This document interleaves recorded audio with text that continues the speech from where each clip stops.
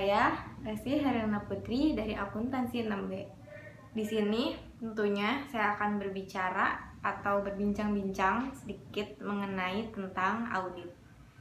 Jadi pengertian dari fungsi, kegunaan, atau contoh kayak gitu, yang tentunya akan ditemani dengan adik saya sendiri.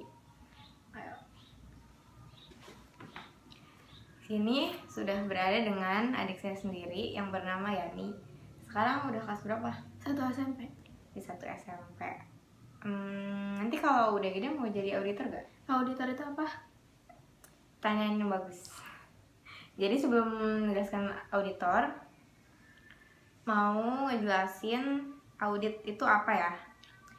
Jadi audit itu merupakan pemeriksaan atau pengumpulan bukti terkait informasi untuk menentukan dan membuat laporan keuangan gitu. Jadi audit itu memeriksa atau mengumpulkan bukti laporan keuangan dari suatu perusahaan.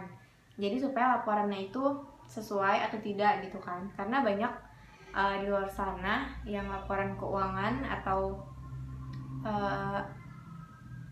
di perusahaannya itu nggak jelas gitu. Jadi memerlukan auditor yang tentunya auditor itu harus bersifat independen.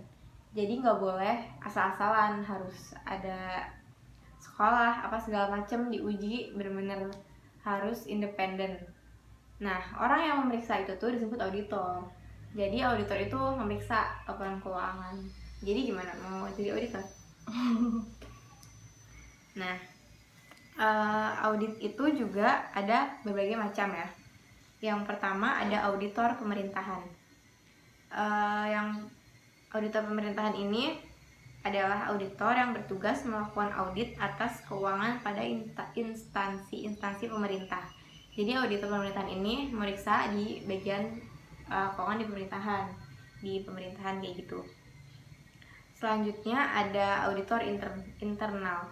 Jadi auditor internal itu merupakan auditor yang bekerja pada suatu perusahaan.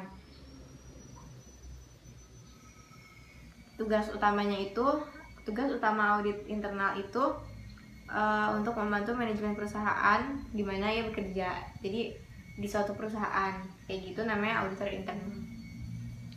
Selanjutnya yaitu ada auditor independen. Auditor independen itu kayak tadi yang dibilang, atau angkutan publik yang melakukan fungsi pengauditan atas laporan keuangan yang diterbitkan oleh suatu perusahaan. Jadi dia berdiam diri di suatu akuntan publik yang dimana nanti perusahaannya itu meminta untuk perusahaan itu diaudit kayak gitu, melakukan pemeriksaan kayak gitu. Ya, selanjutnya itu ada apa sih kegunaan audit itu ya. Kalau untuk pihak yang diaudit, kegunaannya itu yang pertama untuk menambah kredibilitas laporan keuangan, sehingga laporan keuangan tersebut dapat dipercaya untuk kepentingan dari pihak luar atau pemerintah atau pemegang saham gitu. Jadi biar laporan keuangan itu si perusahaan tersebut itu dipercaya sama pemegang saham atau perusahaan-perusahaan lain kayak gitu. Yang kedua yaitu mencegah dan menemukan fraud atau kesalahan yang dilakukan oleh manajemen perusahaan yang diaudit. Jadi biar laporan keuangannya itu nggak terjadi kesalahan. Jadi bisa tahu nih kesalahan itu apa, dan biar nggak salah juga laporan keuangannya. Yang ketiga yaitu memberi dasar yang dapat lebih dipercaya untuk menyiapkan surat pemberitahuan pajak yang diserahkan kepada pemerintah. Jadi kan tentunya semua itu harus bayar pajak kan. Jadi kalau misalnya apalagi suatu perusahaan, jadi biar si perusahaan itu tuh tepat gitu dan dipercaya terhadap pajak tersebut yang diserahkan kepada pemerintah kayak gitu. Selanjutnya bagi pemerintahan ya, yang pertama itu keuntungannya memberikan tambahan kepastian yang independen tentang kecermatan dan keadaan laporan keuangan. Jadi pemerintahan juga mau menginvestasi atau mau mengontrol itu tuh percaya gitu sama perusahaan tersebut. Yang selanjutnya itu ada memberi dasar yang independen kepada mereka yang bergerak di bidang hukum untuk mengurus harta warisan dan harta titipan, penyelesaian masalah dalam kebangkrutan dan insolvensi. Jadi kan semua itu ada kayak harta warisan atau harta-harta investasi-investasi yang tentunya pemerintah juga berhak tahu, apalagi di suatu perusahaan. Nah, makanya itu diperlukan adanya audit itu untuk pemerintah tuh bisa mengetahui dan tidak ada kecurangan ya, kayak gitu. Selanjutnya, manfaat bagi anggota yang dalam usaha atau perusahaan tersebut. Yang pertama, memberikan dasar yang lebih meyakinkan pada kreditur atau para rekan untuk mengambil keputusan pemberian kredit. Jadi para perusahaan atau kreditur yang lain itu tuh percaya terhadap perusahaan yang di audit tersebut.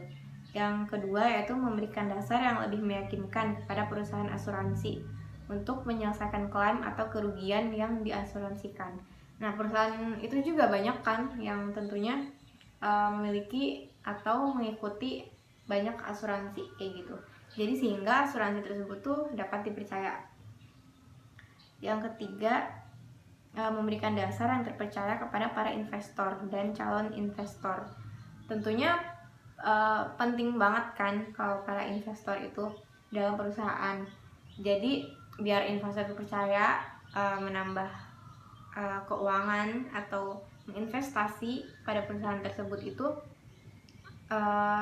perlu adanya cara meyakinkan, yaitu dengan cara auditor mengaudit laporan keuangan, mengaudit dalam suatu perusahaan supaya itu tuh bisa meyakinkan para investor kayak gitu. Ya, tadi udah dijelasin apa itu audit, apa itu auditor, apakah kegunaan atau macam-macam auditor, kegunaannya kayak gitu. Jadi intinya audit itu suatu kegiatan memeriksa atau mengumpulkan bukti laporan keuangan yang ada dalam perusahaan. Nah, untuk memastikan semua transaksi itu tuh dicatat secara baik dan benar dan sesuai dengan prinsip-prinsip akuntansi tentunya. Baik, segitu aja apa yang bisa saya jelaskan. Semoga dapat bermanfaat.